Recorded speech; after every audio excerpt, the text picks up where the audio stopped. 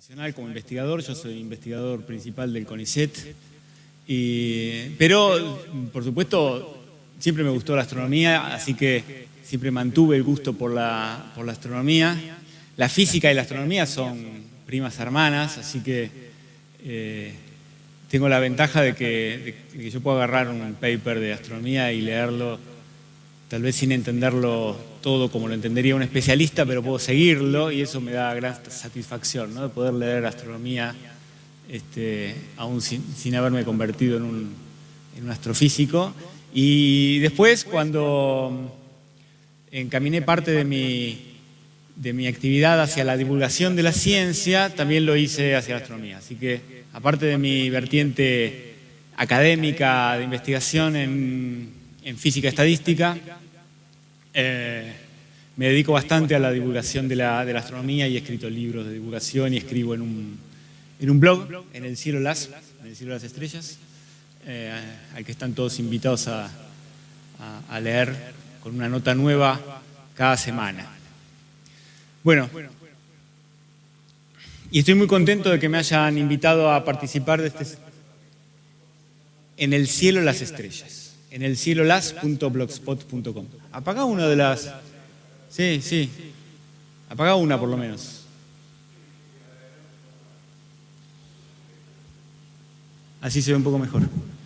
Capaz que después apagamos todo, no sé. No, pero les quería contar que le agradezco a la asociación que me hayan invitado porque cuando tenía la edad de ellos, mi papá me trajo al observatorio y me hicieron subir una escalera muy larga y me llevaron a un telescopio que parecía sacado de... Ayer tuve que dar 3 charlas. ¿Podríamos tener un poquito de agua que voy a necesitar porque si no me va a flaquear la voz? Un telescopio que parecía sacado de una novela de Julio Verne y un señor, que probablemente era un chico, a mí me pareció que era un señor, me hizo subir a un banquito y me dijo, mirá por acá. Y yo miré y me dijo, se llama El Joyero. Y yo me acuerdo lo que vi y me acuerdo todo como si hubiera sido la semana pasada. Bueno, hoy vamos a hablar del eclipse de 2020. Muchos de acá probablemente fueron al eclipse. Ahora cuando venga Alejandro podemos hacerle que apague las luces. No pudimos poner la computadora adelante, así que vamos a ver cómo sale esto con control más precario. Espero que salga todo bien. No es tan fácil de hacer. Yo no veo lo que viene a continuación, así que voy a confiar en mi memoria. Gracias. No, natural para ayudarme a tragar. Gracias, Alejandro. Me parece que podés apagar, así se ve mejor la proyección, ¿no?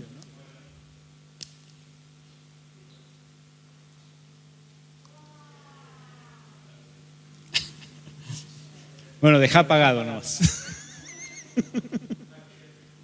No.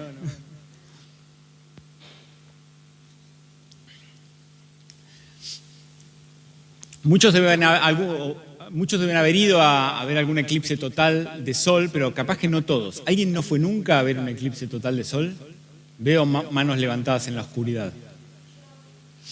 Así que tengo para empezar un mensaje para los que no fueron nunca a ver un eclipse total de sol. Así es como se iba a ver el eclipse en Bariloche. 96% del sol oculto por la luna. Esto es un simulacro, ¿no? Hecho con un programa en la computadora. Al mediodía, la luna iba a tapar el 96% del sol. Es un eclipse fenómeno, no me digan.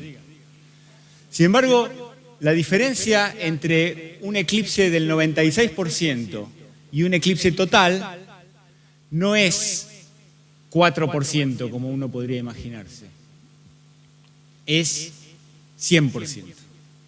Un eclipse total es algo completamente diferente, la experiencia es extraordinaria, el oscurecimiento gradual del ambiente y el oscurecimiento súbito que se produce cuando el sol queda completamente tapado, cuando el paisaje se pone como al comienzo de la noche, el cielo se oscurece como al comienzo de la noche, se ven las estrellas, se ven los planetas que estén en ese momento en el cielo, se siente el frío, porque se enfría muy rápidamente el ambiente, es como una noche, pero una noche que se hizo de golpe. En lugar del atardecer, que uno se va acostumbrando a la oscuridad y a la enfriedad, al frío, etc., se produce de un minuto para el siguiente. Es una cosa impresionante. Y colgado en el cielo, estoy gritando sin necesidad, si tengo la amplificación. Colgando en el cielo, el eclipse, donde antes estuvo el sol, una cosa increíble, eso que vemos ahí en el medio, mucho más grande que lo que yo me imaginaba que era, porque claro, durante el eclipse la luna oculta completamente el disco brillante del sol y se ve la atmósfera extendida del sol, la corona, que es mucho más grande que el sol. De manera que el aspecto que tiene el eclipse es mucho más grande que el aspecto que tiene el sol, que uno está acostumbrado a ver pequeñito en el cielo. Es una cosa realmente muy impresionante, se te erizan los pelos de la espalda y dura un par de minutos y apenas termina uno ya quiere ir a ver al siguiente. Y entonces ahí uno entiende a todos los aficionados de países más pudientes que el nuestro, que recorren el mundo todos los años yendo de un eclipse al siguiente. Tuvimos la suerte en Argentina de tener 2 eclipses totales en años consecutivos, 3 eclipses totales, en el 19, en el 20 y en el 21. Yo fui al del 19, en la cordillera de los Andes, al del 20, cerca de Bariloche, además me quedó súper cerca. El del 21 era mucho más difícil de acceder, fue en la Antártida. Yo me contacté con el Instituto Antártico y con la Armada Argentina y no me dieron pelota. Así que ese me lo perdí, porque 3 eclipses consecutivos en el mismo país es una rareza realmente. El eclipse del 2020 tuvo además la dificultad de que coincidió con la cuarentena COVID y estuvimos hasta pocos días antes sin saber siquiera si íbamos a poder trasladarnos. Y tal vez eso mismo le pasó a ustedes también, en Buenos Aires, que estaban más lejos inclusive. Nosotros habíamos planeado ir a Piedra del Águila, que es en la provincia de Neuquén. ¿Se acuerdan que no se podían cruzar los límites de las provincias? Fue una cosa de locos realmente. Bueno, por suerte pudimos ir.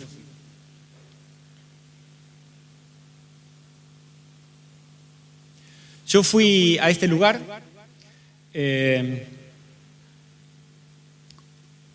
me tengo que dar vuelta porque como no puedo ver la computadora, tengo que mirar, darles la espalda a ustedes. Cerca de Piedra del Águila, apenas 200 kilómetros de mi ciudad. El eclipse cruzó la Patagonia Norte, en esa franja de un color rojo más oscuro, angosta, de 100 kilómetros de ancho. El lugar que elegí, donde había una gran cantidad de gente, en Piedra del Águila, que habían llegado, inclusive gente de Buenos Aires había ido a Piedra del Águila. El día que llegamos, el día anterior, estaba así de nublado. Estaba así de nublado. Pero yo tenía confianza en que se iba a despejar porque estaba previsto que el día anterior estuviera nublado. Y yo tengo mucha confianza en este sistema que se llama Meteogram, que decía que al día siguiente, el día del eclipse, iba a estar despejado. Y efectivamente el día siguiente estuvo despejado. Yo elegí como lugar de observación un lugar cerca del río Limay, cerca de esta presa, Pichipicún-Leufú, sobre el río Limay. Un día típico del comienzo del verano patagónico, no muy caluroso. Bueno, ¿dónde está el...? Bueno, ahí está. Ahí está el puntero. Vamos a ver si consigo no perderle el rastro. Típico día del comienzo del verano patagónico. Diciembre es casi el comienzo de la primavera en esta zona. No es como en Buenos Aires. La primavera es extremadamente ventosa y ese día había un viento sostenido de 50 kilómetros por hora con unas ráfagas que volteaban los árboles. Y elegí este lugar porque había unos matorrales de mosqueta, estos matorrales grandotes de acá, fíjense, son plantas muy grandes, y nos pusimos del lado de abajo del viento para protegernos. Bueno, a ver. Ahí estamos protegidos por la mosqueta, con mi esposa y mi suegra, que ese día cumplía años. Le dijimos que habíamos organizado el eclipse para el cumpleaños, pero me parece que no nos creyó. No se pregunta eso.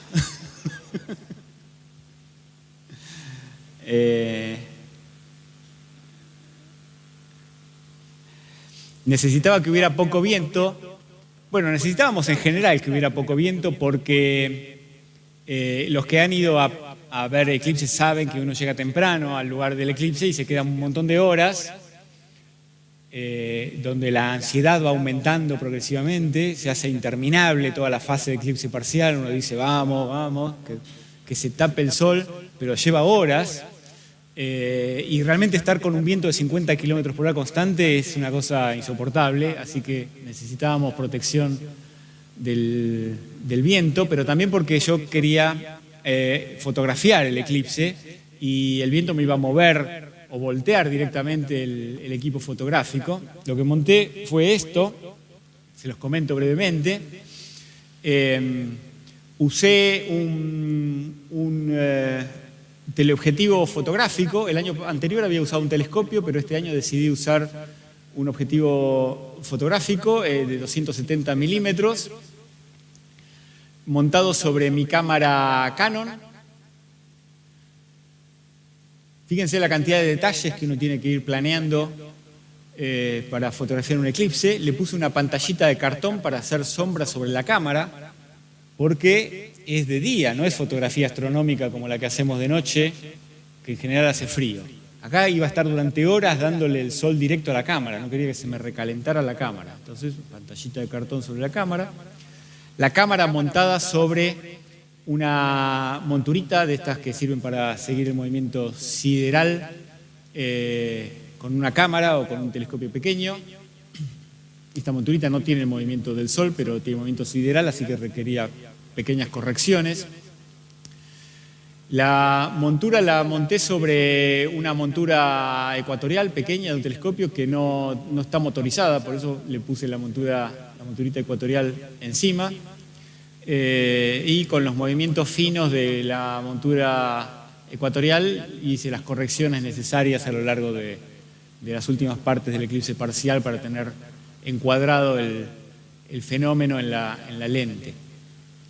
Le puse un visor de ángulo recto para que mi espalda no quedara completamente endurecida como resultado de que el sol fue casi al mediodía, ¿no? A la 1 de la tarde, así que para mirar por el ocular es fundamental tener estos visores que tienen un pequeño prisma acá y que uno puede mirar de costado. Tenía también el display, que después lo van a ver en una foto más de cerca, metido adentro de una caja de un pan dulce. Ventaja de que hubiera sido cerca de Navidad, una caja de cartón de un pan dulce para hacerme sombra en el display de la cámara. Y bueno, sargentas y cosas para ajustar las cosas, los movimientos finos, montados sobre un trípode, alimentado con una batería de gel de 12 voltios a un inversor, porque necesitaba... ¿Para qué era el inversor? Para la computadora y para la cámara enchufada a 220. Y la espumadera, que como ustedes saben es uno de los instrumentos fundamentales que se necesita para cualquier eclipse de sol.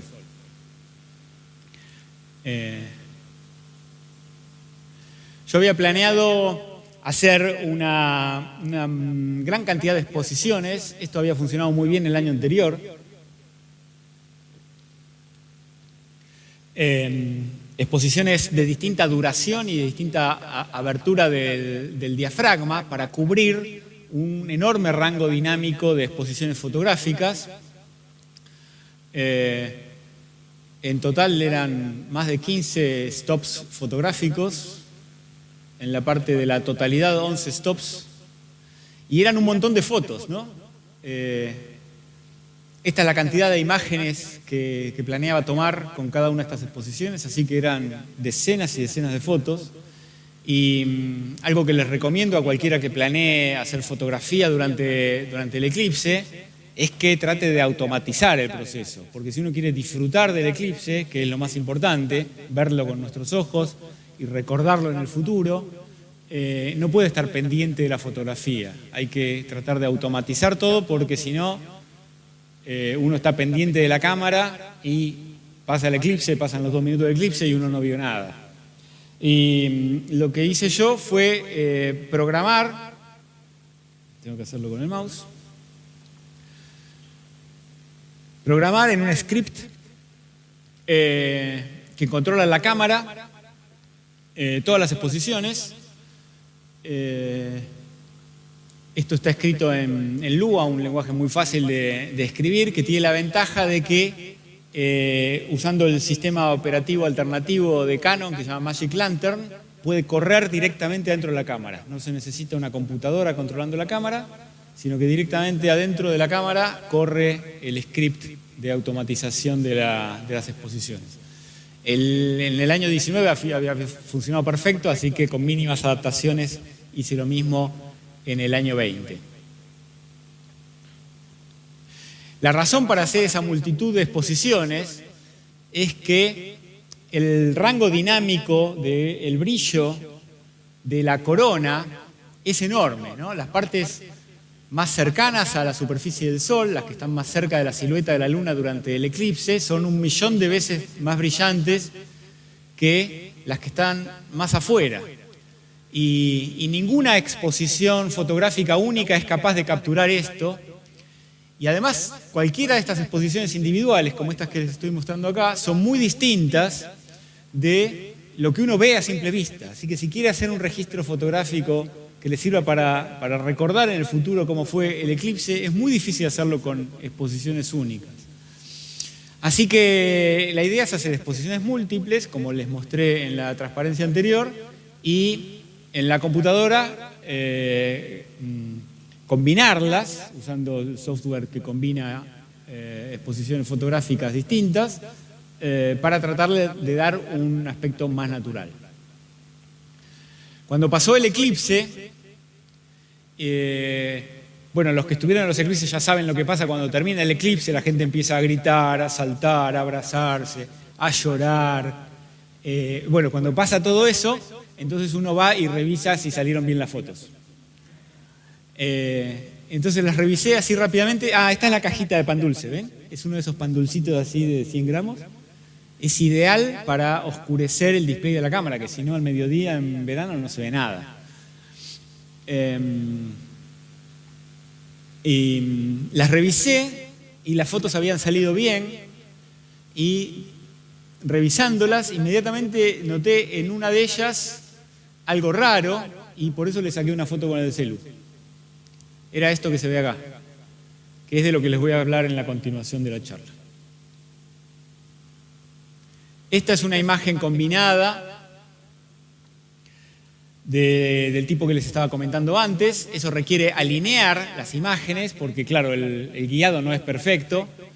El movimiento del motor no es perfecto, así que un poquito se va corriendo el Sol durante el eclipse, así que hay que alinearlo, lo cual es complicado porque no tenemos estrellas como en las fotografías astronómicas más usuales.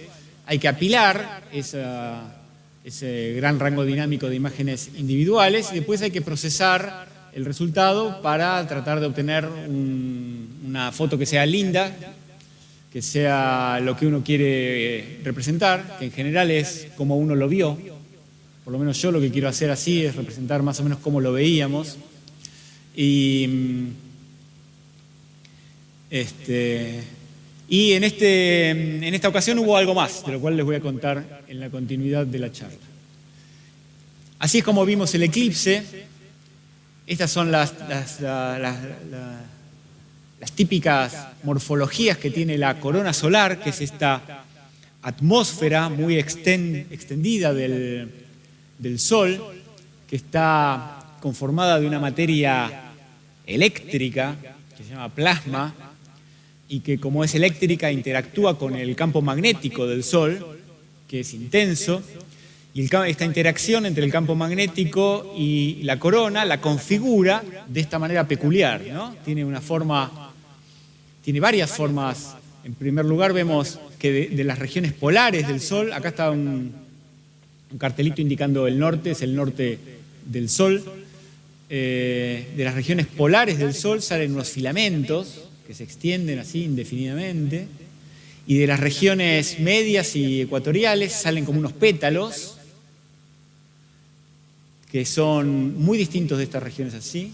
El eclipse fue muy distinto de lo que habíamos visto el año anterior, en el 2019, pero estas formas de pétalos anchos son típicas de los eclipses que se producen cerca de los mínimos de actividad del Sol. Ustedes saben que el Sol tiene periodos de actividad intensa y de actividad calmada, con una periodicidad de 11 años, y los eclipses, por supuesto, se producen independientemente de eso y son de distinto aspecto.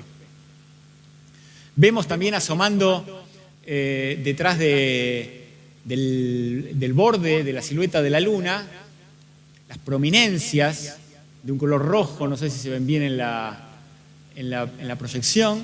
Es muy impresionante verlas a simple vista, se ve de un rojo muy intenso. Son grandes explosiones que están ocurriendo en la superficie del Sol y que son un poquito más grandes que el tamaño de la Luna, de manera que uno las ve apareciendo detrás de la Luna, ¿no? Son parte de la cromosfera, que es la parte más inferior de esta atmósfera solar, que está justo por encima de la superficie, que es la parte brillante, que es tanto más brillante que la corona, que nos impide ver la corona durante los días normales. La corona está siempre, simplemente no la vemos porque la parte brillante del Sol, que se llama la fotosfera, que es la superficie del Sol, es tan brillante que el brillo del cielo nos oculta lo que vemos en la corona. Y acá está esta estructura que yo había identificado en uno de los fotogramas individuales, que es la que me llamó la atención, en forma de lágrima, creo que se ve bien. Traten de imaginarse esta corona en 3 dimensiones, ¿no? Porque algunos de estos pétalos están en el plano de la imagen, digamos, pero hay otros que salen hacia adelante y otros que se van hacia atrás, y los vemos todos superpuestos. Es una estructura muy complicada la de la corona solar. El eclipse, como les decía, a mí me pareció muy distinto del de 2019, en el cual la corona me había parecido de un aspecto más nacarado, mientras que en el 20 fue de un blanco rabioso, que lamentablemente en las fotos no sale, tal vez porque este eclipse fue al atardecer, con mucha más atmósfera en el medio. La forma de la corona era muy distinta.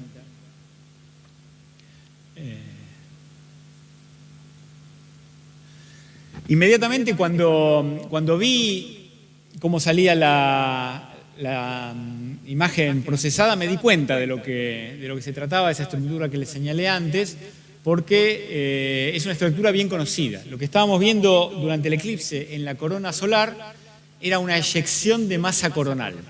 Una eyección de masa coronal. Así que me fui enseguida a revisar las fotografías que casi en tiempo real suministran los observatorios solares que están en el espacio, que observan el Sol permanentemente, y en uno de ellos, efectivamente, a la hora de nuestro eclipse, se había producido la eyección de masa coronal. Fíjense que es como una especie de explosión o erupción de material de la corona que se aleja del Sol. Nosotros durante el eclipse, durante los 2 minutos del eclipse, vimos una instantánea de este fenómeno que duró algunas horas, ¿no? A propósito de lo que nos muestran los satélites, los observatorios solares en el espacio y también en la Tierra, fíjense que la parte brillante, estos observatorios lo que producen es una especie de eclipse artificial. El telescopio tiene una máscara, que acá se ve, este es el borde de la máscara, y el Sol está atrás, está eclipsado artificialmente, pero en general la máscara es mucho más grande que el Sol, a diferencia de la máscara que produce la Luna, que es exactamente del tamaño de la parte brillante del Sol. La máscara de estos instrumentos que se llaman coronógrafos, justamente porque son para observar la corona, es más grande. De manera que no se ve la parte de la corona que está entre el borde del Sol y el borde de la máscara. Sin embargo, durante los eclipses solares, nosotros vemos todo, porque la máscara es la Luna. Así que vemos la corona solar hasta la superficie del Sol. Y eso muestra un poco que hoy en día, cuando los eclipses, uno podría decir que son anecdóticos y fenómenos en los cuales no hay nada más para aprender, ya no, lo único que producen es maravilla de la gente que va a verlos. Sin embargo, tienen su valor científico todavía porque permiten acceder a una región de la corona que está oculta a la mayor parte de estos telescopios especializados de observación de la corona. Esa fue la primera sorpresa del eclipse, ¿no? La observación de un fenómeno raro, una eyección de masa coronal. La segunda fue que el día anterior un aficionado en imágenes de estos telescopios había descubierto un cometa y alertó. Yo no me enteré porque ya estaba en Piedra del Águila, no había señal de celular, no había nada. Pero cuando estuve de nuevo en Bariloche me enteré de que había un cometa, así que lo busqué en las imágenes del satélite y ahí está señalado con la flechita. Y también y agarré la lupa y busqué en mi imagen a ver si estaba el cometa. Y estaba el cometa. Está ahí el cometa muy chiquitito que no sobrevivió el encuentro con el Sol. Es un cometa del tipo rasante con el Sol. Así que tuvimos también un cometita. Por supuesto, a simple vista no se vio nada de esto. A simple vista yo no vi la eyección de masa coronal, la vi recién en fotografías. No tengo noticia de que nadie haya detectado esa estructura en forma de lágrima en la corona a simple vista, aunque probablemente era visible a simple vista o con binoculares. Acá les muestro otra de las imágenes que hice ese día, donde identifiqué algunas de las estrellas que salieron en la foto. Ahí está de nuevo la eyección de masa coronal, como un bulbo anclado aparentemente al Sol. Fíjense que las estrellas son de la constelación de Ofiuco, así que mi suegra es de Ofiuco, lo cual seguramente explica un montón de cosas o no sé. ¿Qué? Si quieren preguntarme, interrúmpanme.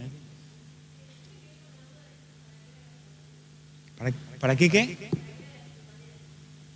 La espumadera es para hacer sombra. Durante cualquier eclipse uno hace sombra con una espumadera o con un colador, con cualquier cosa que tenga agujeritos.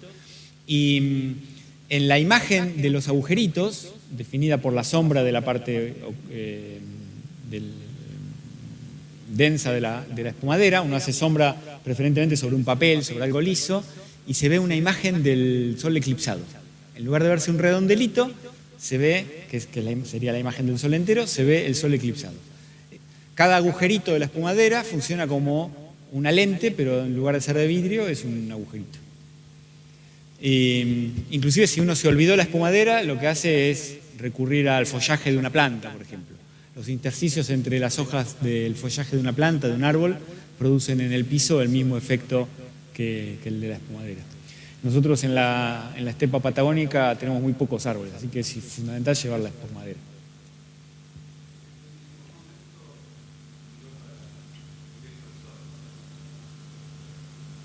Durante el eclipse total, durante la fase parcial del eclipse, uno tiene los anteojitos esos de eclipse, de observar el Sol. Cuando comienza el eclipse total hay que sacarse los anteojitos, porque si no, no se ve nada, porque la corona es muy tenue, ¿no? 1.000.000 de veces más tenue que la parte brillante del Sol. La parte brillante del Sol durante el eclipse total está tapada por la Luna, así que no hay ningún peligro en mirar el Sol con los propios ojos. De hecho, es obligatorio. ¿Cómo? Claro, solo durante el eclipse total, porque si no... Si te sacas los anteojitos 10 segundos antes, 15 segundos antes, no te va a dañar la vista. Todos hemos mirado el Sol durante unos segundos y no pasa nada. Lo que pasa es que te deslumbra el Sol y te perdés el comienzo del eclipse total, que es lo mejor. Así que hay que sacarse los anteojitos cuando comienza el eclipse total y volver a ponérselos cuando termina. porque si no, no se ve nada. Y de hecho, durante el eclipse total, uno puede agarrar los binoculares o agarrar un telescopio y mirar las prominencias esas rojas de la cromósfera o mirar estas estructuras que hay en la corona solar con binoculares. Se ve impresionante. Así que ténganlo en cuenta que la próxima vez que tengan la oportunidad de ir a un eclipse solar total, lleven binoculares, porque se usan los binoculares durante el eclipse. Uy, perdí los controles. ¿Qué más había para mostrarles acá? Ah, está el cometa ahí arriba. No estaba muy cerca del Sol, por supuesto, el cometa no, muy chiquitito, no se veía a simple vista.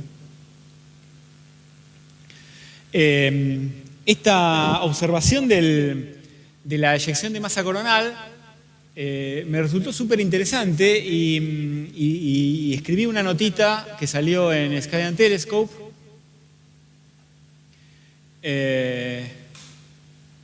donde conté la observación de manera anecdótica, pero un mes después, más o menos, a principios del 21, recibí una invitación de uno de los editores de la revista Papers in Physics para mandar un artículo a un número especial de la revista que iba a estar dedicado al eclipse solar del 2020. Entonces dije, bueno, ¿por qué no? Pero no tenía que ser una nota de divulgación, tenía que ser un artículo científico. Entonces lo escribí también y pasó el proceso de revisión y lo aceptaron y salió publicado. Y durante muchos meses fue el único artículo que hubo en el número especial de Papers in Physics dedicado al eclipse 2020, así que tenía como un número especial dedicado solo a mi paper. Y recién hace pocos meses apareció un segundo artículo. Así que ahora somos dos. Claro, viajó tan poca gente a ver este eclipse, no vinieron todos los gringos que viajan por el mundo observando eclipses, que hubo pocas observaciones.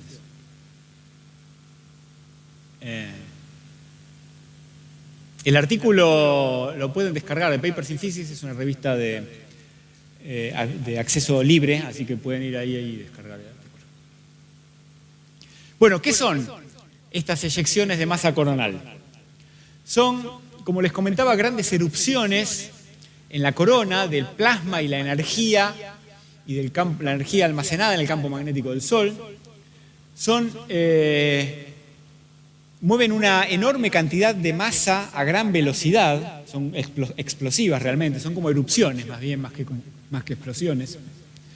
La cantidad de masa que mueven es notable realmente, 10 a la 11, 10 a la 12 kilogramos, y las más grandes hasta 10 a la 13 kilogramos. Les puse como valores de referencia la masa de la Tierra, que es mucho más grande, por supuesto, pero 10 a la 11 kilogramos es más o menos la masa de un pequeño asteroide, como Venus. Un asteroide de 500 metros de diámetro tiene una masa comparable a la cantidad de gas que se mueve en una eyección de masa coronal. Son a gran velocidad, como les decías, estas son velocidades grandes, inclusive desde el punto de vista astronómico, 400 a 1000 kilómetros por segundo, son supersónicas en la corona, de manera que se producen típicamente tres partes. Una de ellas es el borde externo, que como son supersónicas presentan como una discontinuidad, un borde anterior, digamos, en la dirección en que se está propagando. Una cavidad que queda detrás de esta discontinuidad, de esta onda de choque que se está propagando en la corona, una cavidad de menos densidad, y en el interior, a veces sí y a veces no, aparece un filamento, a veces con un núcleo denso y un filamento que parece apuntar al lugar donde se originó la corona. No son raras, típicamente hay una eyección de masa coronal por día, y son el principal responsable de una nueva rama de la ciencia espacial que hoy en día se llama Space Weather en la Tierra. Son las responsables, entre otras cosas, de las tormentas geomagnéticas que ponen en peligro los satélites. Hoy en día sabemos lo que sabemos de las eyecciones de masa coronal, como les decía, porque hay observatorios en el espacio que observan el Sol permanentemente. Estéreo A y B, aunque estéreo B se perdió el contacto hace unos años,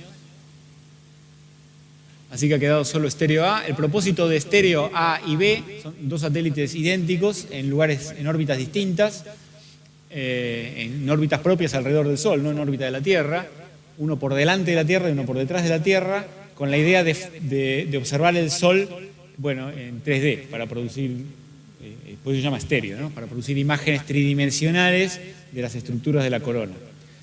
Me pareció ver una mano levantada. Tienen que decir algo porque yo no los veo prácticamente nada.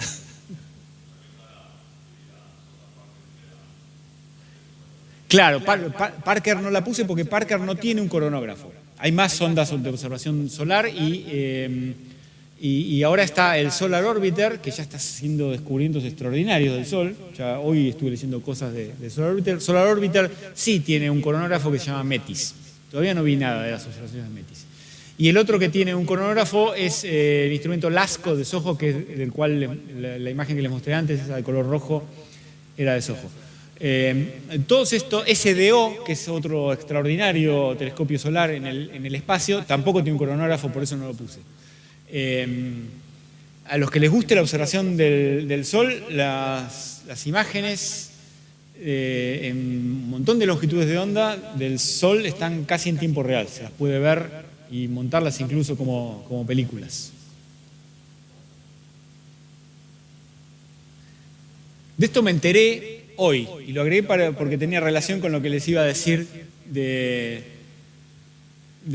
las tormentas geomagnéticas en la Tierra. El 4 de febrero de este año, 38 satélites de Starlink cayeron a la Tierra por una tormenta geomagnética menor. Acaba de salir publicada una explicación del fenómeno. Estas tormentas geomagnéticas, el principal efecto que producen es un aumento de la radiación en la Tierra, pero un efecto secundario es que depositan gran cantidad de energía en la atmósfera de la Tierra se infla y es capaz de frenar los satélites que están en órbitas bajas. Estos satélites acababan de ser lanzados, así que no habían llegado a su órbita final, estaban a 200 kilómetros de altura y las 3/4 partes de ellos, vieron que los lanzan de a un montón, como 50 a la vez, las 3/4 partes se perdieron, cayeron a la Tierra por culpa de una tormenta geomagnética menor. Las eyecciones de masa coronal se descubrieron en la década del 70, en la primera de las estaciones espaciales, el Skylab. Cuando yo era chiquito, más o menos cuando tenía la edad de que vine a ver por el telescopio sacado de una novela de Julio Verne, había ya una estación espacial en órbita de la Tierra donde se hizo mucha investigación científica, en particular observación del Sol, y esta fue la primera que se observó en 1973. Ya se habían visto eventos transitorios en la corona en años anteriores, pero siempre en la década del 70 usando globos, pero esta fue la mejor evidencia de qué se trataba. Se les puso distintos nombres hasta que al final decantó en eyecciones de masa coronal, que es como se las llama hoy en día. Bueno, es muy raro, yo les dije que ocurría una por día. Claramente, iniciada la era espacial, la observación de estos eventos que ocurren una vez por día se convirtió en algo habitual. Pero es muy difícil verlo en un eclipse, porque ¿por qué nunca me había enterado yo de que alguien había observado una eyección de masa coronal en un eclipse? ¿Por qué fueron descubiertas recién desde el Skylab? Si durante los eclipses evidentemente se las puede ver. Bueno, lo que pasa es que tienen que ocurrir dos cosas improbables simultáneamente. La ocurrencia de las dos cosas es lo que hace que sea improbable la observación de una eyección de masa coronal durante el eclipse. La chance de una eyección de masa coronal es de una por día. Digamos que durante una hora, que es la parte más brillante, que uno podría verla a simple vista o con fotografía durante un eclipse, la primera hora que está cerca del Sol, de manera que tenemos una probabilidad de una hora cada 24 horas, esto cada día del año, ¿no? ¿Y cuál es la chance de que haya eclipses? Estos eclipses son raros en el lugar donde uno vive, pero eclipses hay 1, 2, 3 por año. Digamos que hay uno por año en promedio, eclipses totales, ¿no? Eclipses totales de sol. De manera que tendría que construirme una probabilidad, una fracción del mismo tipo de esta. Cuánto dura el eclipse dividido cuánto dura el día, esto por año, y multiplicar las dos para obtener la probabilidad de observar simultáneamente un eclipse y una eyección de masa coronal. Entonces tendría que hacer la división entre la duración del eclipse en horas y 24 horas, ¿no? Comparable a lo que calculé acá. ¿Cuánto dura un eclipse?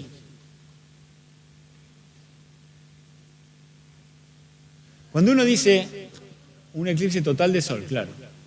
¿Cuánto dura un eclipse? 2 minutos, 4 minutos. Si es súper largo puede durar 6, 7 minutos. Pero en realidad el eclipse dura mucho más tiempo. Uno cuando piensa en la duración del eclipse, piensa en la duración del eclipse en el lugar donde uno está parado. Pero el eclipse comenzó en medio del Pacífico, viajó por todo el Pacífico Sur, cruzó la Patagonia, después se metió en el Océano Atlántico, cruzó el Océano Atlántico hasta que terminó. El eclipse solar total es el puntito ese. Y siempre hay gente que está en algún lugar de esta trayectoria, ¿no? Así que la probabilidad, no de que observe yo la eyección de masa coronal, de que la observe alguien, yo tengo que calcular cuánto dura este eclipse. Para eclipses individuales, uno se fija en la aplicación en el celu Eclipse 2.0, que se las recomiendo, cuánto dura el eclipse. En las efemérides del eclipse dice, este eclipse dura tantas horas. Comienzo del eclipse, fin del eclipse. Pero eso te lo dan eclipse por eclipse. Y es un lío calcular, porque algunos son más cortos, otros son más largos. Claramente la duración de esta trayectoria depende de por dónde ocurre la trayectoria. La del año pasado hizo una vueltita acá en la Antártida, mucho más cortita que esta que fue en latitudes medias. Entonces, lo que uno tiene que hacer es calcular la duración del eclipse. Vamos a calcular la duración del eclipse. Espero que no se aburran con esta transparencia, se las voy a explicar de la mejor manera que pueda, pero de todos modos lo importante va a ser el resultado que enseguida van a ver cómo se obtiene. Bueno, si uno quiere calcular exactamente la longitud del eclipse, que es lo que tienen las efemérides astronómicas, es complicado porque necesita calcular la trayectoria exacta del eclipse. Digamos que hagamos una aproximación terraplanista. No le cuenten a nadie fuera de este recinto que vamos a hacer esto. Entonces, imaginemos, visto desde la Luna, la punta de la sombra de la Luna que pincela la Tierra y describe la trayectoria del eclipse, vista desde la Luna sería así, ¿no? Y puede ocurrir que sea una de estas cuerdas cortitas, una de las cuerdas medianas o una cuerda larga si cruza por el ecuador, una cosa así. Entonces lo que tenemos que hacer es calcular la longitud media de estas cuerdas, el promedio de la longitud de todas estas cuerdas. Esto es una cuenta, para los que no sepan nada de cálculo matemático, les parecerá una cosa imposible de entender, pero estas son las cosas que a los que seguimos carreras científicas nos enseñan en el primer cuatrimestre de la carrera. Entonces era muy fácil calcular esto. Calcular la longitud media de una cuerda es este cálculo, se llama una integral, y el resultado me dio pi por el radio de la Tierra sobre 2, hice la cuenta y me dio 10.000 kilómetros, que me pareció una coincidencia curiosa, porque ¿qué son 10.000 kilómetros? Es casi la definición del kilómetro. Es un cuarto de meridiano terrestre, 10.000 kilómetros, ¿no? ¿Se acuerdan que el metro estaba definido como la 10.000.000ª parte de un cuarto del meridiano de París? Bueno, la longitud media de una cuerda de un círculo que tiene el radio de la Tierra tiene la misma longitud que un cuarto de la circunferencia. Me pareció una coincidencia rara, pero no tiene nada que ver con los eclipses, por supuesto. La otra cosa que tenemos que hacer es saber, esto es la longitud de la cuerda, tenemos que saber a qué velocidad la sombra recorre esa longitud para saber cuánto tiempo dura el eclipse. Eso está representado en la animación esa de abajo.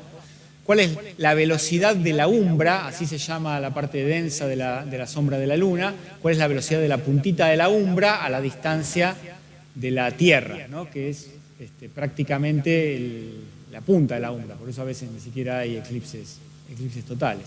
La velocidad de la umbra en el centro de la órbita es la misma velocidad que la de la Luna en su órbita, así que es más fácil de calcular. Acá no hay que hacer ninguna integral, podemos suponer un movimiento circular uniforme, es el período del movimiento circular por la distancia de la Tierra a la Luna, esto es muy fácil de calcular, este es el período en radianes por hora, por día lo puse acá, la distancia de la Tierra a la Luna en promedio, y eso da 3.600 kilómetros por hora. Así que la puntita de la umbra se mueve a 3.600 kilómetros por hora de oeste a este. Pero claro, fíjense que durante el eclipse no solamente la umbra se mueve, sino que la Tierra se mueve, y además en la misma dirección.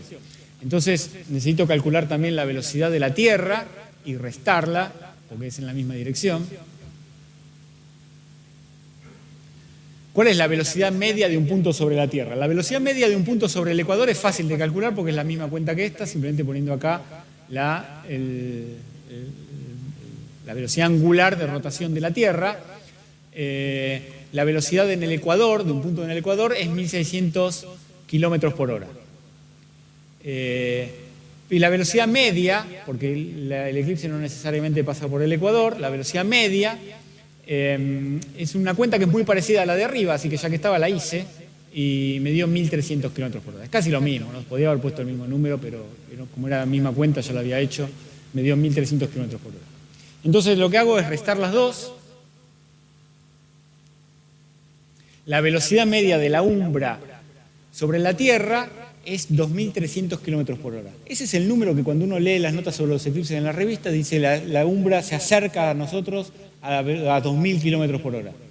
Yo siempre lo había leído en las notitas sobre los eclipses, pero nunca lo había calculado. Y realmente es así. La umbra se acerca a velocidad de un jet de combate a 2.300 kilómetros por hora y se aleja de nosotros a la misma velocidad. Y por eso el eclipse es tan cortito, ¿no?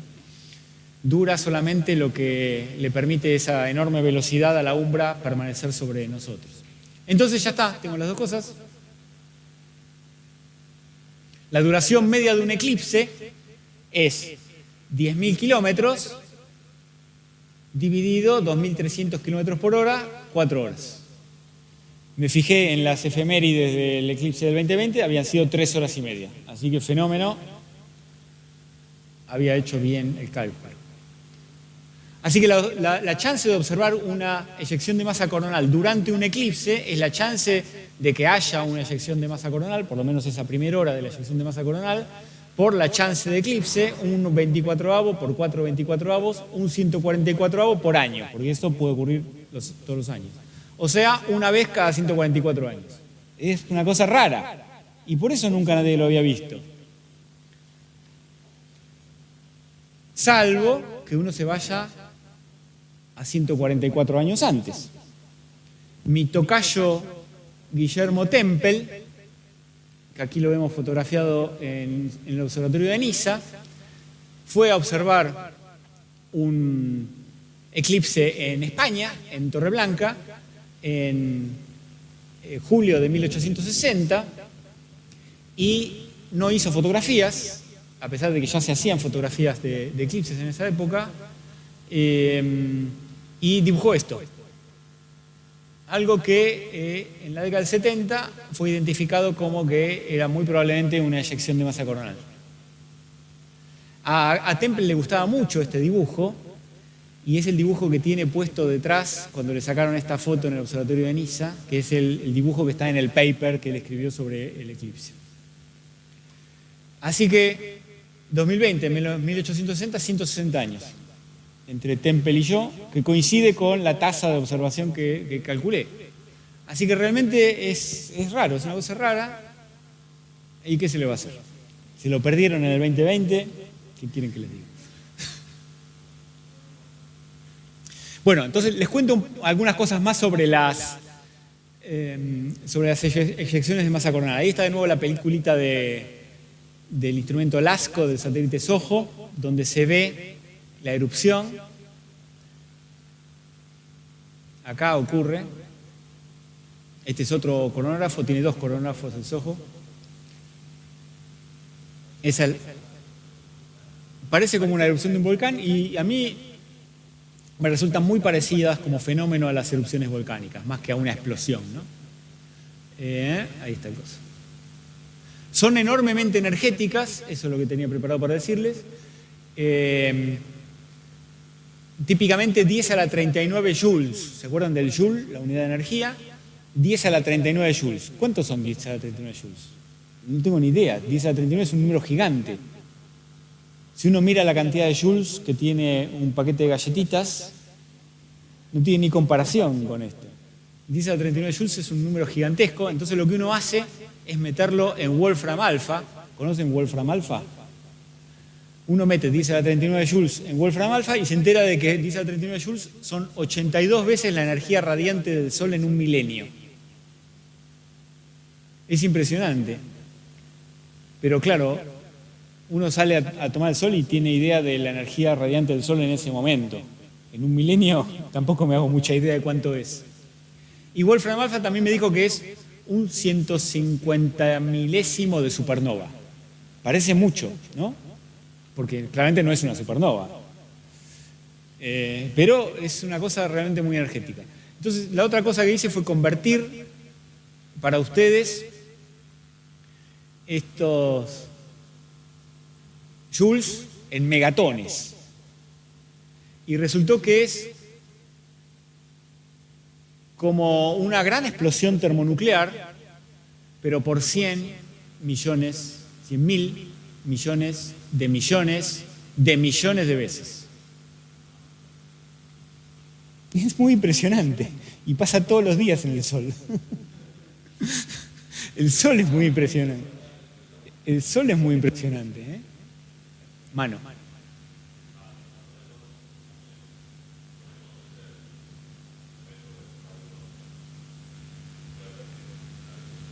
Claro, esa puede haber sido de esas que son un orden de magnitud más, ¿no? Viste que puse al principio que hay algunas que son de 10 a la 13 kilogramos en lugar de 10 a la 12 kilogramos. O sea, esas en lugar de ser un 150 milésimo de supernova, son un 15 milésimo de supernova. Deben ser una cosa extraordinaria. Esperemos que no ocurra ninguna de esas de nuevo. Fue un evento que ocurrió a fines del siglo XIX, el que está mencionando él.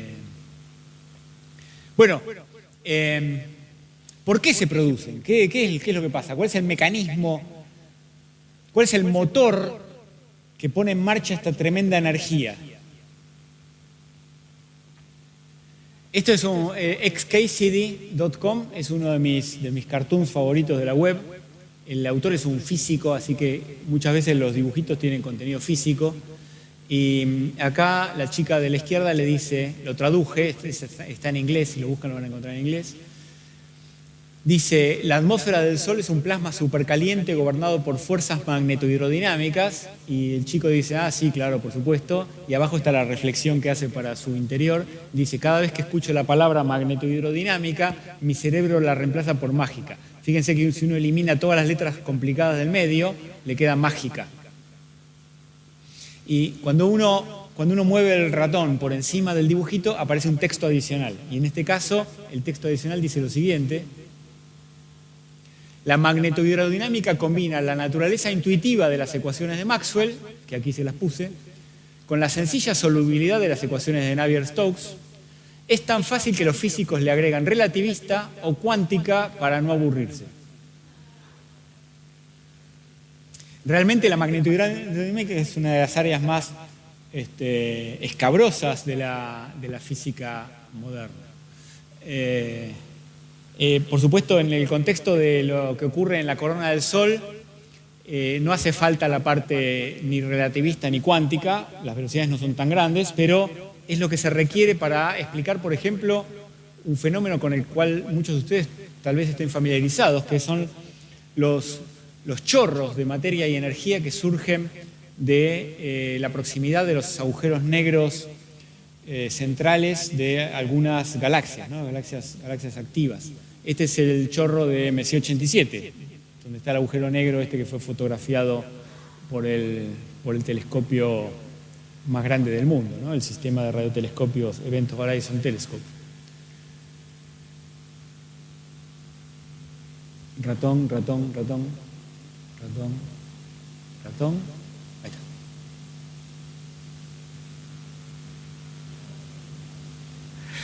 Las observaciones, el comienzo de este no, con este ratón no voy a poder volver al principio, pero quiero que vean.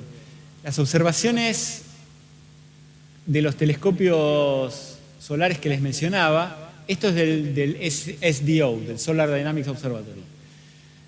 Las observaciones que hace ese tipo de telescopios en distintas longitudes de onda permiten, en particular en el ultravioleta y la polarización de la radiación ultravioleta, permite calcular un magnetograma, es decir, la intensidad del campo magnético en la superficie del Sol.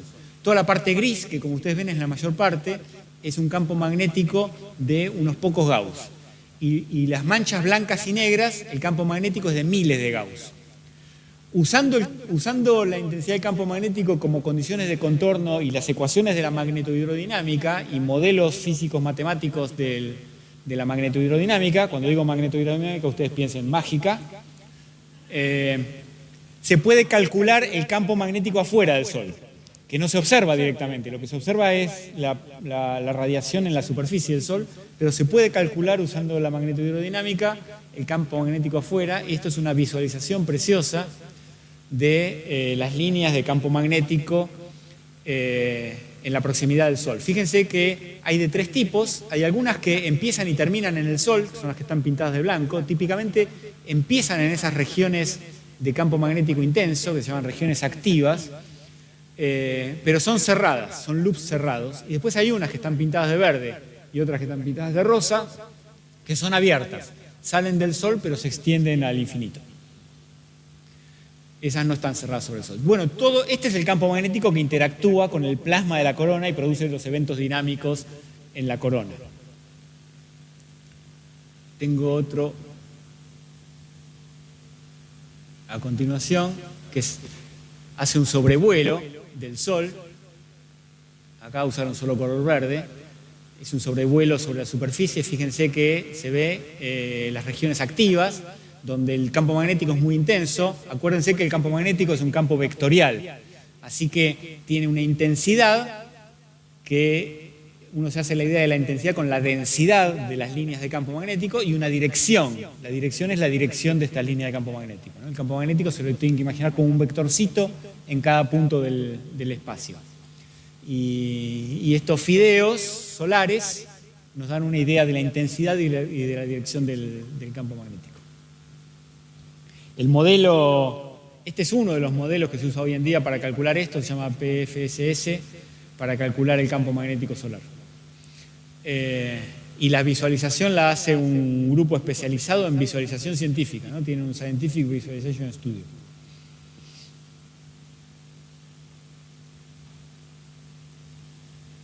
Ratón.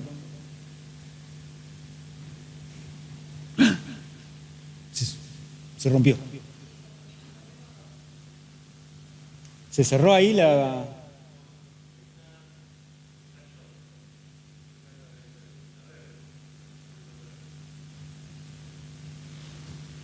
A ver.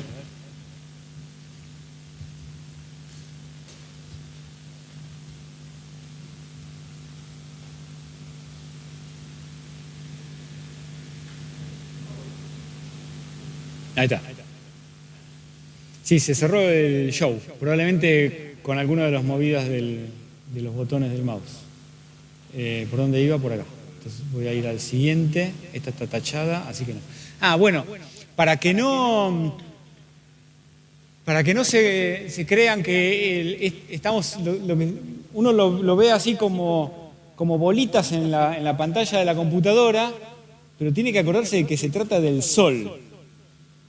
Entonces, para que se hagan una idea de estas cosas que estamos viendo, acá les puse una foto muy impresionante de uno de estos arcos de los del tipo blanco, los que empezaban y terminaban en el Sol, fotografiado por un telescopio solar, y la Tierra en escala. Acá estamos viendo cosas extraordinarias, ¿no? Hay como una lluvia de fuego cayendo de ese tubo de plasma supercaliente que es mucho más grande que la Tierra.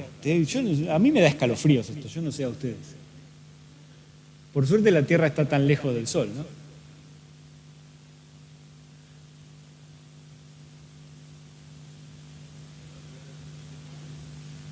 Pobre los mercurianos, ¿no?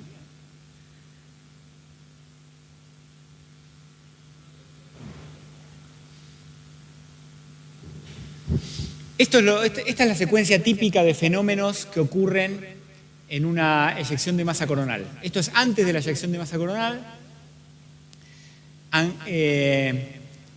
Asociado a una de estos loops que empiezan y terminan en el Sol está el material, el plasma, la materia, que va a convertirse, que va a ser eyectado durante la erupción.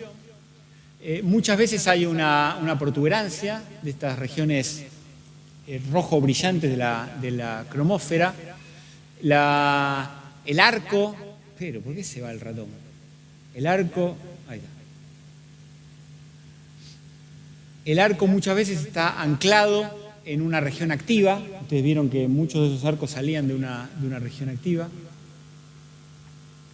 En algún momento se produce la eyección y el arco magnético se agiganta y expulsa hacia arriba, que es hacia afuera, el material de la eyección, ¿no? El material eruptivo. La protuberancia en general se desengancha de la superficie del Sol. Como hay campos magnéticos y cargas eléctricas asociados, moviéndose violentamente, hay emisión de ondas de radio. Muchas veces se produce una fulguración, que es un evento de emisión de ondas electromagnéticas muy intensas, que se ve generalmente en rayos X.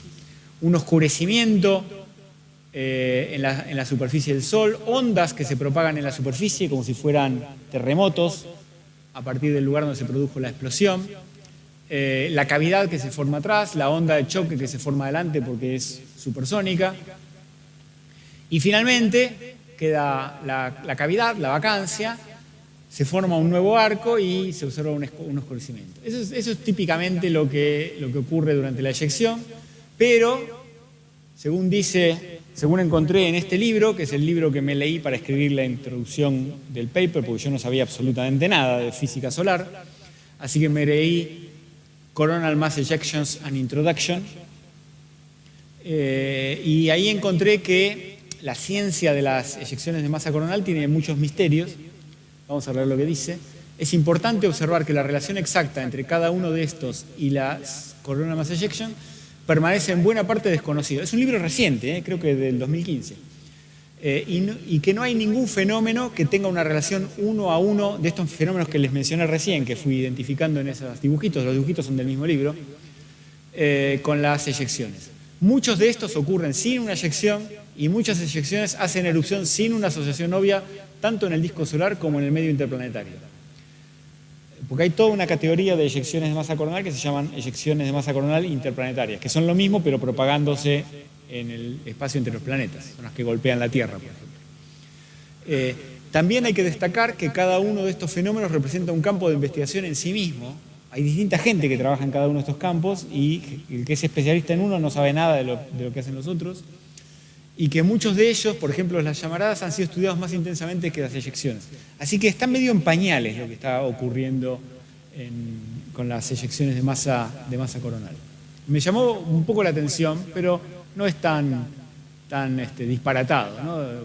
Muchos fenómenos complejos, y el Sol es un fenómeno muy complejo, pueden ocurrir cosas así, ¿no? Que haya desarrollos individuales más o menos independientes de distintos subfenómenos que ocurren en el fenómeno complejo. Bueno, vayamos a la nuestra, la del 2020. La eyección de masa coronal que observamos en el eclipse del 2020 se inició en una región activa, que acá vemos en el magnetograma, había una región activa. Muchas veces, yo diría casi siempre, asociadas a las regiones activas, hay manchas solares. ¿Ustedes han visto manchas solares alguna vez? Mirando el Sol cualquier día, con filtros adecuados, se pueden ver en el telescopio las manchas solares. La expresión técnica para la mancha solar que produjo nuestra erupción es que era una manchita de Morondanga. En esta proyección es un píxel prácticamente.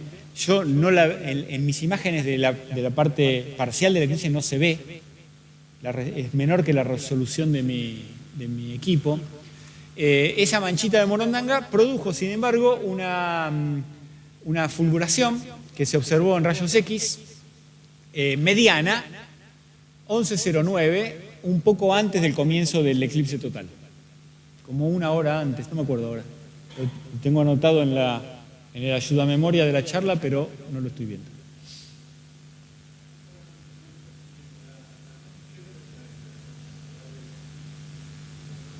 Bueno, nadie lo entiende bien, como decía Timothy Howard.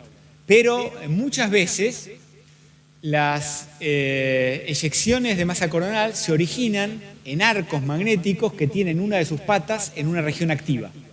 Las regiones activas se llaman regiones activas las regiones de campo magnético intenso en la superficie del Sol, las manchas blancas y negras. Asociadas a las regiones activas intensas, hay manchas solares, casi siempre. Si no siempre, debe ser casi siempre. A veces son esas que parecen grupos de islas, ¿no? Parecen como, ¿cómo se llama un grupo de islas? Un archipiélago, parecen archipiélagos gigantescos, que en las épocas de mucha actividad solar a veces se ven inclusive a simple vista, con los anteojitos sin binoculares, se ven, son gigantescas. En este caso era una región activa grande, pero una mancha chiquita. ¿Por qué hay manchas en la región de campo magnético intenso? Porque el campo magnético intenso congela el movimiento del plasma de la superficie del Sol. Queda congelado, está más frío que el resto. No mucho más frío. Si lo viéramos solo, aislado del resto, sería brillante, pero como es más frío que el resto de la superficie, lo vemos negro. No es negro en realidad. Así que de las regiones activas, por razones magnetohidrodinámicas, mágicas, a veces se producen explosiones.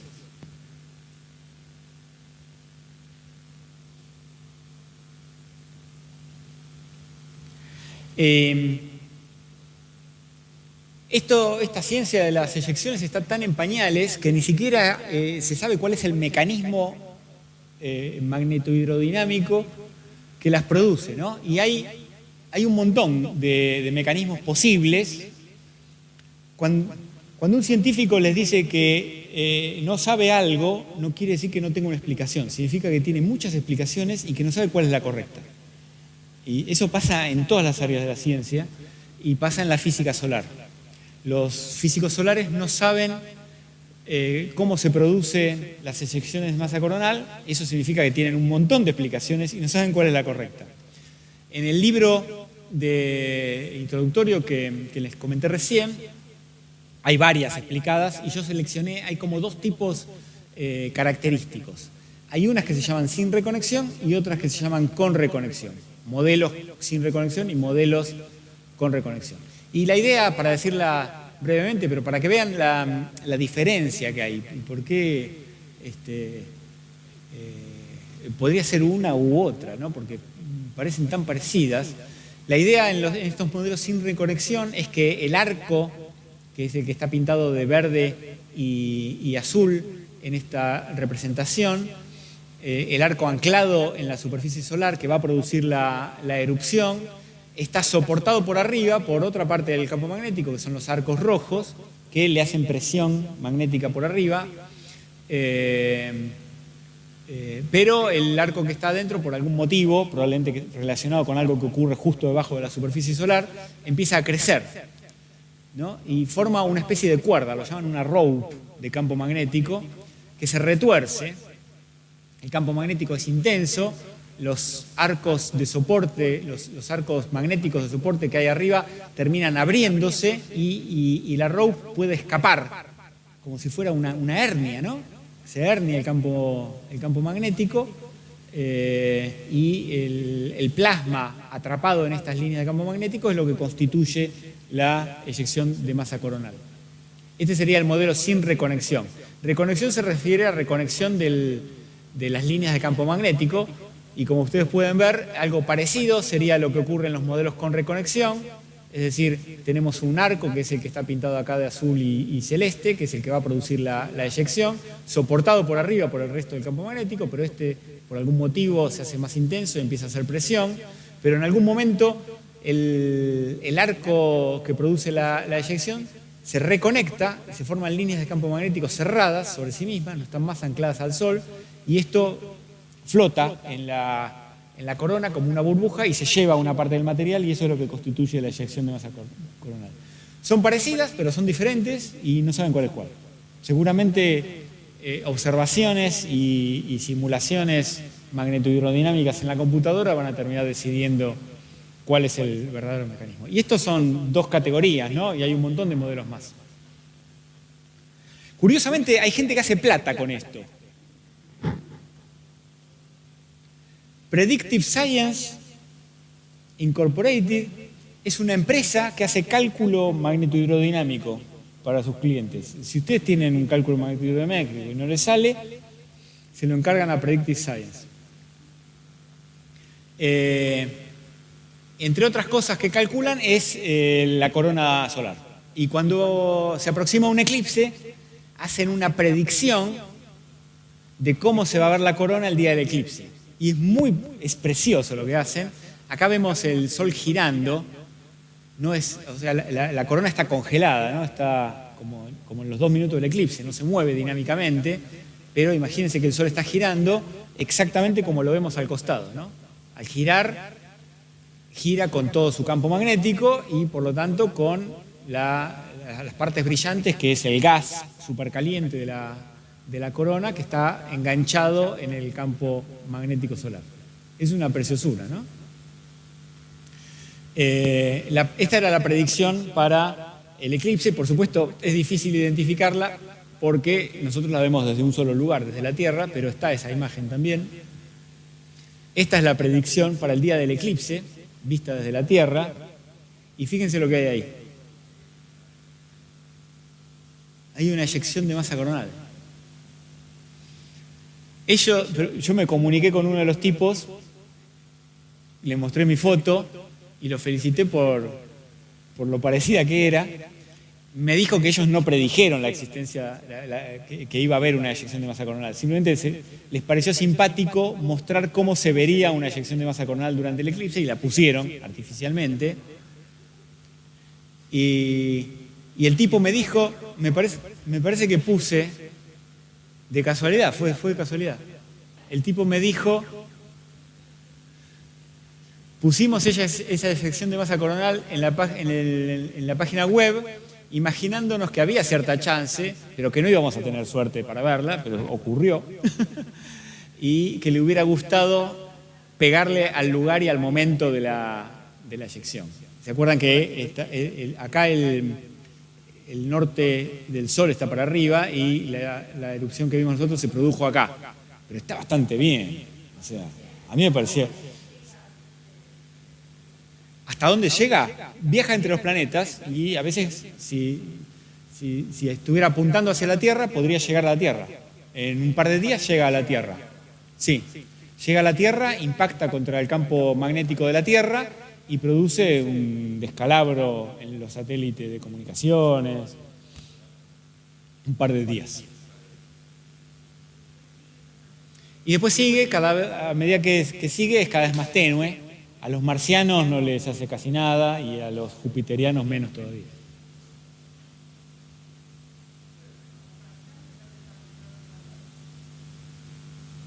Esta es la predicción sin la eyección de masa coronal, tal como ellos predijeron que se iba a ver. La voy a girar para que tenga la misma orientación que mi foto. Esta es la foto y esta es la predicción. Esta es la foto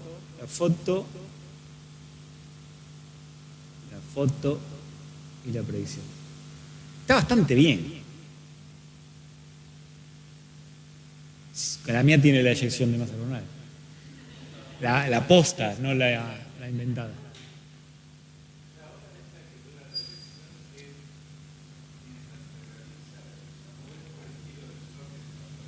¿Perdón, qué cosa? Sí. Una hora es el tiempo que está cerca del Sol, porque es dinámico, ¿no? Así que desde que se... No. La rotación del Sol es muy lenta. ¿no? El Sol rota una vez por mes, así que no la vemos ocultarse detrás del Sol. Pero lo que vemos es que se propaga el transcurso de horas y de días en el espacio, al principio en la corona y después en el espacio interplanetario. Durante la primera hora está cerca del Sol. Por eso yo puse una hora. Era para la chance de observarla durante el eclipse, tiene que estar cerca del Sol. Primero porque está cerca del Sol y uno está mirando el Sol. Y segundo porque a medida que se aleja, se hace cada vez más tenue. Porque crece, el material se va enfriando y diluyendo y se hace cada vez más tenue. Bueno, ya acercándonos al final, les cuento lo que calculé, porque me pidieron que escribiera un trabajo con algo científico, no un artículo de divulgación.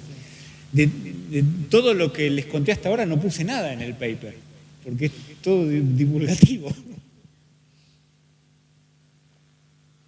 Lo que hice en el paper fue caracterizar morfológicamente lo que había observado, que era lo único que tenía, ¿no? Lo único que yo tenía eran fotos. Entonces las eyecciones tienen típicamente esa forma de lágrima. Entonces, sabiendo en el lugar donde se originó, porque tenemos la latitud y longitud solares de donde estuvo la región activa, y las imágenes que yo observé, yo puedo medir en mi fotografía, haciendo una calibración de la escala de la fotografía, estos ángulos, ¿no? Y haciendo un poco de trigonometría puedo convertir esos ángulos en tamaños y calcular el tamaño de las distintas partes que se observan en la foto, ¿no? Entonces, haciendo un poco de trigonometría, usando datos extremadamente precisos que se pueden conseguir hoy en día de las efemérides, en el momento en el que se produjo el eclipse, se puede saber, por ejemplo, la distancia al Sol con precisión de kilómetros. Así que es muy preciso lo que se puede calcular. Los datos del radio solar, a mí me llamó la atención, me puse a buscar cuál era el radio solar y cuál era el mejor dato que tenemos del radio solar. Y el mejor dato que tenemos es un tránsito de Mercurio que se produjo este siglo, hace 10 años más o menos. El radio solar es 696.342 kilómetros.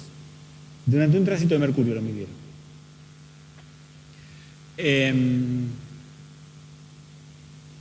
Bueno, las cosas que medí, la trigonometría, el teorema del seno, que uno aprende en tercer año de la escuela secundaria y que no había vuelto a usar jamás en mi vida.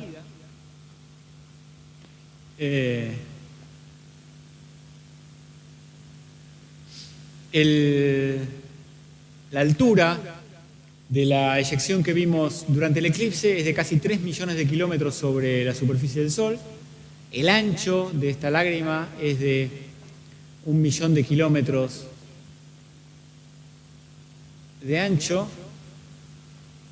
No sé si se estará quedando sin pila el ratón. Y el núcleo ese, que también se ve en las fotos, mide 190.000 kilómetros. Bueno. Sabiendo que la explosión se había producido 91 minutos antes, porque la tenemos identificada en rayos X en qué momento se produjo la fulguración, y que nosotros la observamos 91 minutos después y había crecido hasta 3 millones de kilómetros, son 3 millones de kilómetros en 91 minutos, se puede hacer una estimación de la velocidad media, 542 kilómetros por segundo en la parte del frente y 108 kilómetros por segundo de la manera que se está inflando esta estructura, ¿no?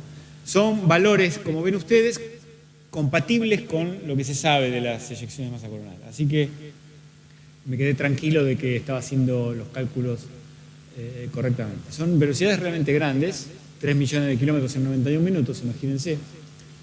Pero, la otra cosa que se puede ver, procesando un poco más intensamente la imagen, es que la estructura del medio, en la proyección mucho no se ve, pero se alcanza a ver un filamento que llega hasta la superficie del Sol, o por lo menos hasta el limbo de la Luna, tal vez esté conectada con el lugar donde se produjo la fulguración, que es donde está ese asterisco. Así que esto me pareció también interesante porque esa es una de las controversias que existe actualmente, porque los modelos de con reconexión y sin reconexión predicen cosas distintas. si el material del interior está conectado físicamente con la superficie del Sol o no. En la eyección que vimos nosotros parece existir esa conexión. ¿Se acuerdan ustedes además que yo hice múltiples exposiciones durante la totalidad? Durante los 2 minutos de totalidad yo hice un montón de exposiciones, de copias idénticas. Entonces, durante esos 2 minutos, como esto se está moviendo tan rápido, alineando con mucho cuidado las imágenes, podemos ver, ahí está señalado con la flecha, el borde, lo mejor que se nota mejor el borde ecuatorial que la parte de adelante. Se ve cómo se está inflando, ¿no? Eso también se puede medir en esta peliculita y calcular la velocidad instantánea, porque lo que calculé antes era una velocidad promedio en 1 hora y media. Esto lo estamos viendo, es una velocidad casi instantánea, porque es en un par de minutos. Y esa velocidad instantánea es de 182, entre 182 y 283 kilómetros por segundo. Acá están sustraídas las 2 imágenes para poder medir el tamaño. La imprecisión de la observación es lo que da este rango. ¿Se acuerdan que la velocidad media era de 108, pero la instantánea parece ser un poco más grande? Ya que estaba, me fijé si había movimiento de otras estructuras en la corona, los filamentos polares, por ejemplo. Esto no lo puse en el paper porque no me terminó de satisfacer. A mí me parecía que sí se veía un movimiento. Es muy difícil de ver esto, muy difícil de hacerlo, porque es muy difícil alinear las fotos, ¿no? Al no haber estrellas, que es lo que usamos en general para alinear las fotografías astronómicas, hay que alinearla usando las propias estructuras de la corona. Pero si yo quiero ver si se está moviendo, ¿cómo voy a alinearlo en las estructuras de la corona? Es un lío realmente. Así que nada de lo que hice me dejó satisfecho, esto no lo puse en el paper.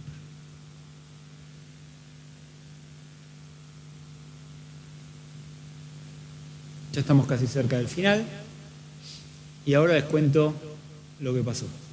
Cuando mi paper estaba en el proceso de revisión, ustedes saben que los trabajos científicos, los editores se los mandan a otros científicos que los revisan y dicen si está bien y si vale la pena publicarlo, y muchas veces indican correcciones o hacen recomendaciones a los autores, ¿no?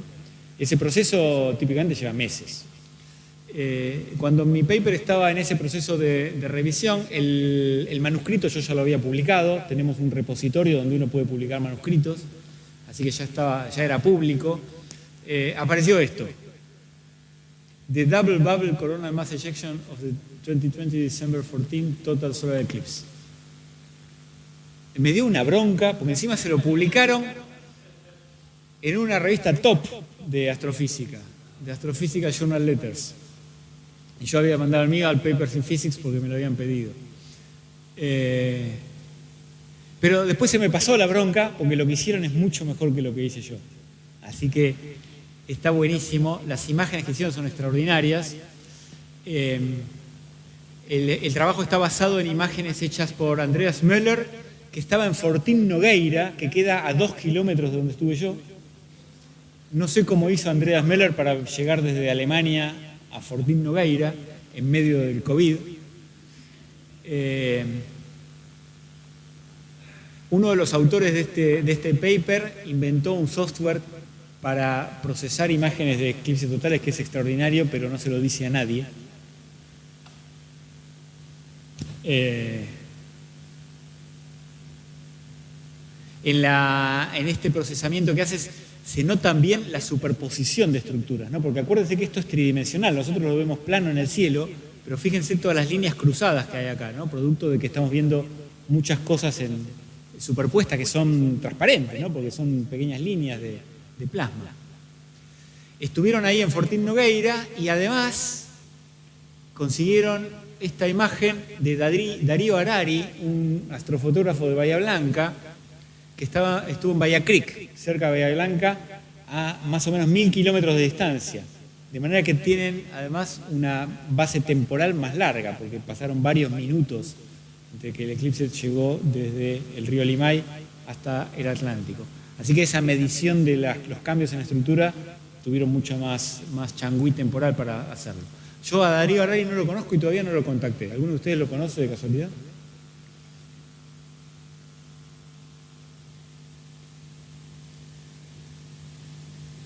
Fíjense el movimiento de la corona, que acá se ve perfecto, cómo se está inflando. Se ve que se está inflando con respecto al resto de la corona, que está prácticamente estacionaria, porque este evento, al ser tan energético, es mucho más rápido que lo que está pasando en el resto de la corona. Esto es lo que me hubiera gustado hacer a mí y que no pude hacerlo. Este video es impresionante.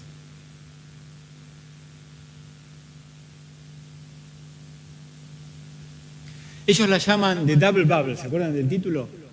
Porque les parece identificar algo que nunca se vio, que fueran o dos eyecciones simultáneas saliendo aparentemente del mismo lugar, o una eyección con dos burbujas. Acá se ve bien. Una sería esta y la otra sería esta. No sé, yo no sé tanto de esto como para decir si esto tiene sentido o no, pero me pareció curioso que hubiera una doble burbuja.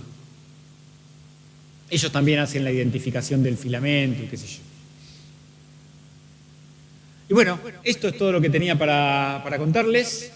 Los invito una vez más a visitar mi blog. Las dos direcciones van al mismo lugar. Y si le sacan una foto a esto, van directamente con el QR al blog. Y si tienen preguntas, podemos charlar un rato más.